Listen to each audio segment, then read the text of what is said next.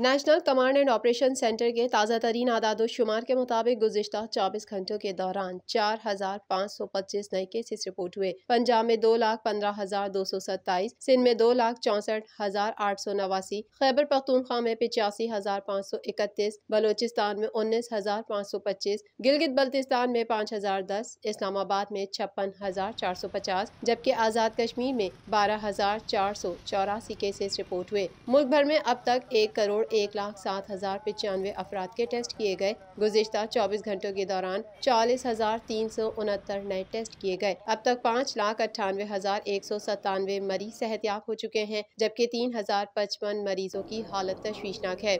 पाकिस्तान में कोरोना से एक दिन में 41 अफराद जाबहक हुए, जिसके बाद वायरस से मरने वालों की तादाद 14,256 हो गई। पंजाब में 6,246, सिंध में 4,491, खैबर पख्तूनख्वा में 2,301, इस्लामाबाद में 561, बलोचिस्तान में 206, गिलगित बल्तिस्तान में 103 और आज़ाद कश्मीर में 348 मरीज जान से हाथ धो बैठे।